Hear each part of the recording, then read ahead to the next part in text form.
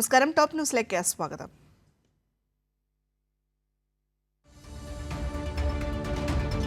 തിരുവനന്തപുരത്തെ 12 സ്മാർട്ട് റോഡുകൾ അടക്കം സംസ്ഥാനത്തെ 62 റോഡുകൾ മന്ത്രി വി ശിവൻകുട്ടി നാടിന് സമർപ്പിച്ചു. BMBC നിലവാരത്തിൽ നവീകരിച്ച 28 പ്രധാന റോഡുകളുടെ ഉദ്ഘാടനവും മന്ത്രി നിർവഹിച്ചു.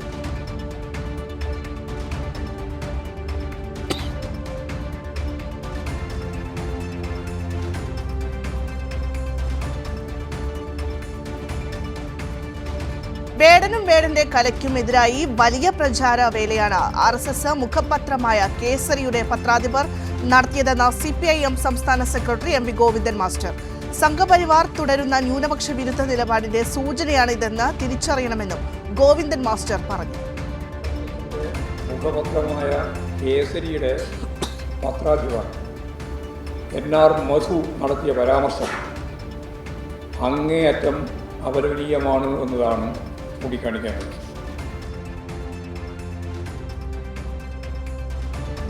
കേണൽ സോഫിയ ഖുറേഷിക്കെതിരെ മധ്യപ്രദേശ് മന്ത്രിയുടെ പരാമർശം അപലപനീയമെന്ന് MV ഗോവിന്ദൻ മാസ്റ്റർ. വിഷയത്തിൽ കോടതിക്ക് വരെ രംഗത്ത് വരേണ്ടി വന്നു. അധിക്ഷേപിച്ച മന്ത്രിക്കെതിരെ നടപടിയെടുക്കാൻ BJP തയ്യാറായില്ലെന്നും ഗോവിന്ദൻ മാസ്റ്റർ ചൂണ്ടിക്കാട്ടി.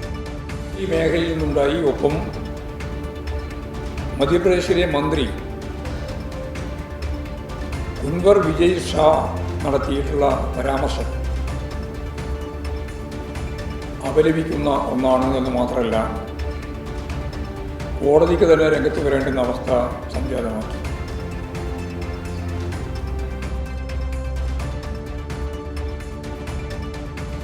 കോവിഡ് മരണവുമായി ബന്ധപ്പെട്ട സിവിൽ രജിസ്ട്രേഷൻ കണക്ക് പ്രകാരം പുറത്തുവന്നതിൽ നിന്നും 6 മടങ്ങാണ് രാജ്യത്തെ മരണക്കണക്കെന്ന് MV ഗോവിന്ദൻ മാസ്റ്റർ. കേരളം കൃത്യമായ കണക്കുകൾ പുറത്തുവിട്ടപ്പോൾ കുറ്റപ്പെടുത്താനാണ് ചില മാധ്യമങ്ങൾ ശ്രമിച്ചതെന്നും MV ഗോവിന്ദൻ മാസ്റ്റർ പറഞ്ഞു. റിപ്പോർട്ടിന്റെ ഭാഗമായിട്ട് പുറത്തു വന്നത് കേരളമാണ് കൃത്യമായ രീതിയിൽ കണക്കുകൾ സൂക്ഷിച്ചത് എന്നും വ്യക്തമാക്കപ്പെടുകയുണ്ടായി. ജനസാന്ദ്രത കൂടിയ കേരളത്തിൽ ഈ നിയന്ത്രിക്കാൻ നമുക്കായി എന്നത് സർക്കാരിൻ്റെ ശക്തമായ ഇടപെടലിൻ്റെ ഭാഗമായിട്ടാണ് എന്ന് വ്യക്തമാണ്.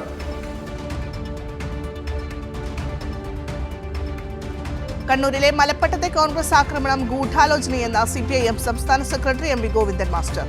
കോൺഗ്രസിലെ പ്രശ്നങ്ങൾ പുറത്തുവരാതിരിക്കാൻ ഇത് ബോധപൂർവം സൃഷ്ടിച്ചതാണെന്നും കേരളത്തെ കുരുതിക്കളമാക്കാനുള്ള നീക്കമാണ് കോൺഗ്രസ് നടത്തുന്നതെന്നും MV ഗോവിന്ദൻ മാസ്റ്റർ പറഞ്ഞു. ഓഫീസ് ഉൾപ്പെടെ ആക്രമിക്കുന്ന നിലയും ഉണ്ടായിട്ടുണ്ട്. അപ്പോൾ കോൺഗ്രസ് നേതൃത്വം അറിഞ്ഞുകൊണ്ട് തന്നെ സമാധാനപരമായ അന്തരീക്ഷം നിലനിൽക്കുന്ന കണ്ണൂർ ജില്ലയിൽ ഒരു കുഴപ്പത്തിലേക്ക് നീക്കുന്നതിന് വേണ്ടിയുള്ള ശ്രമം, ഒരു ഗൂഢാലോചന ഇതിന് പിന്നിലുണ്ട് എന്നാണ് കാണാൻ സാധിക്കുന്നത്. കേരളത്തിനോട് റെയിൽവേയുടെ അവഗണന തുടരുന്നു. റെയിലിന് ബദലായി മാധ്യമങ്ങളും പ്രതിപക്ഷവും മുന്നോട്ട് വെച്ച 3ാം പാതയും കേരളത്തിനുണ്ടാകില്ല. പദ്ധതിക്കായി സർവേയും DPRും പൂർത്തിയാക്കിയിട്ടില്ലെന്നും റെയിൽവേ.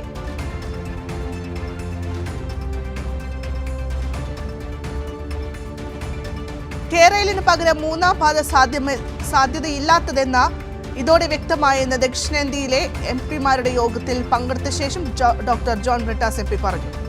ഹൈസ്പീഡ് ലൈനിലേക്ക്, അതായത് 180 കിലോമീറ്റർ ലൈനിലേക്ക് അതിനെ മാറ്റണമെങ്കിൽ അത് ലാഭകരമല്ലാത്തൊരു പദ്ധതിയായിട്ടാണ് ഞങ്ങൾ കാണുന്നത് എന്ന് പോലും പറഞ്ഞു. അതിനർത്ഥം കേരളം കഴിഞ്ഞ കുറേ കാലമായിട്ട് റെയിലിന് പകരമായിട്ട് മുമ്പോട്ട് വെച്ചിരുന്ന, എന്ന് വെച്ചാൽ മാധ്യമങ്ങൾ മുമ്പോട്ട് തള്ളിയിരുന്ന, അല്ലെങ്കിൽ സദേൺ റെയിൽവേ മുമ്പോട്ട് വെച്ചിരുന്ന 3ാമത്തെ പാത എന്നുള്ള സാധനം ഒരു കാരണവശാലും യാഥാർത്ഥ്യമാകില്ല എന്ന് ജനറൽ മാനേജർ കൃത്യമായിട്ട് പ്രതിപാദിച്ചിരിക്കുകയാണ്.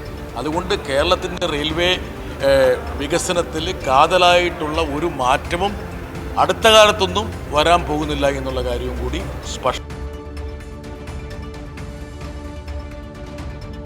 സൈന്യത്തെ അധിക്ഷേപിച്ച മധ്യപ്രദേശ് ഉപമുഖ്യമന്ത്രി ജഗദീഷ് ദേവ്ഡ. സൈന്യം പ്രധാനമന്ത്രി നരേന്ദ്രമോദിയുടെ കാൽക്കൽ വണങ്ങുന്നുവെന്ന് ഉപമുഖ്യമന്ത്രി ജഗദീഷ് ദേവ്ഡ. ജബൽപൂരിലെ പൊതുപരിപാടിയിലാണ് മന്ത്രി വിവാദ പരാമർശം നടത്തിയത്. और जिन आतंकवादियों को जिनने पाला, जो पाल रहे हैं, उनको नेस्त नाबूद नहीं कर देंगे तब तक चैन की सांस नहीं लेंगे।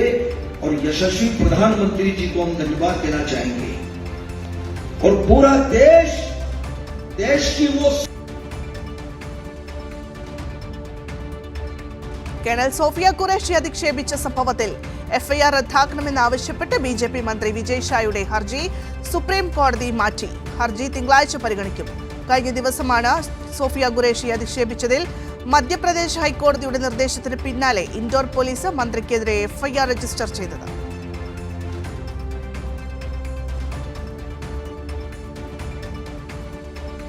പാകിസ്ഥാന് നേരെ ബ്രഹ്മോസ് പ്രയോഗിച്ചത് സ്ഥിരീകരിച്ചതായി പ്രതിരോധ മന്ത്രി രാജ്നാഥ് സിംഗ്. പൂജ് വ്യോമതാവളത്തിലെ സൈനിക ഉദ്യോഗസ്ഥരെ അഭിസംബോധന ചെയ്താണ് പ്രതിരോധ മന്ത്രി ഇക്കാര്യം വ്യക്തമാക്കിയത്.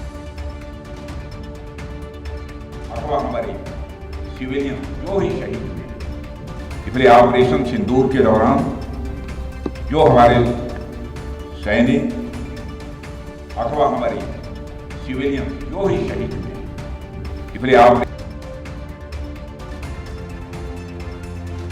ഇന്ത്യ പാക് വെടിനിർത്തൽ നീട്ടാൻ ധാരണയായി. അതിർത്തി കടന്നുള്ള എല്ലാ സൈനിക നടപടികളും നിർത്തിവെച്ചത് മെയ് 18 വരെ നീട്ടി. DGMO തല ചർച്ചയിലാണ് തീരുമാനം.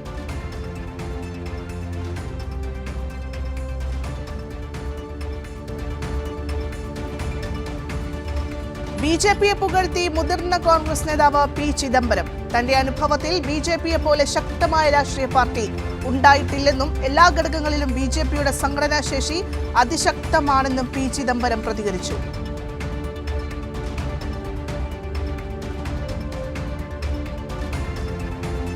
കെ സുധാകരന്റെ ആരോപണങ്ങൾക്ക് താനല്ല മറുപടി പറയേണ്ടതെന്ന് KPCC president Sunny Joseph. NM വിജയന്റെ കുടുംബത്തെ സഹായിക്കുന്ന വിഷയത്തിലുള്ള ചോദ്യത്തിൽ നിന്ന് സണ്ണി ജോസഫ് ഒഴിഞ്ഞുമാറി.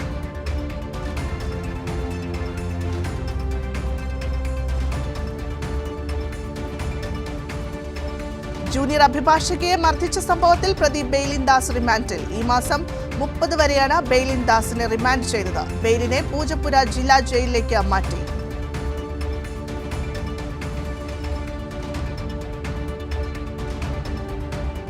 മർദ്ദനമേറ്റ അഭിഭാഷക ശ്യാമിലിയോടൊപ്പമാണ് ഇടതുപക്ഷവും സർക്കാരുമെന്ന് CPIM സംസ്ഥാന സെക്രട്ടറി MV ഗോവിന്ദൻ മാസ്റ്റർ. കോൺഗ്രസിന്റെ അഭിഭാഷക സംഘടനാ നേതൃത്വവുമായി ബന്ധപ്പെട്ട് പ്രവർത്തിക്കുന്ന വ്യക്തിയാണ് ബെയ്ലിൻ ദാസ് എന്നും അതിനെ മാധ്യമങ്ങൾ വെള്ളപൂശാൻ ശ്രമിക്കുന്നുവെന്നും ഗോവിന്ദൻ മാസ്റ്റർ പറഞ്ഞു. അത് ഇടതുപക്ഷവുമായിട്ട് ബന്ധപ്പെട്ടതാണ് എന്ന് പറയാനുള്ള വ്യഗ്രത, നീചമായ ഒരു നിലപാടാണ് യഥാർത്ഥത്തിൽ ഈ മാധ്യമങ്ങൾ സ്വീകരിക്കുന്നത്.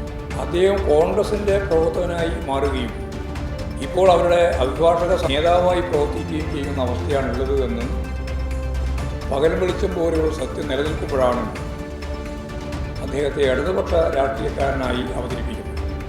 ഈ കള്ളപ്രചാരവേല മാധ്യമങ്ങൾ വസ്തുതകൾ മനസ്സിലാക്കിയാണോ മനസ്സിലാക്കാതെയാണോ എന്നറിയില്ല. ടോപ്പ് ന്യൂസ് ഇവിടെ പൂർണ്ണമാകുന്നു.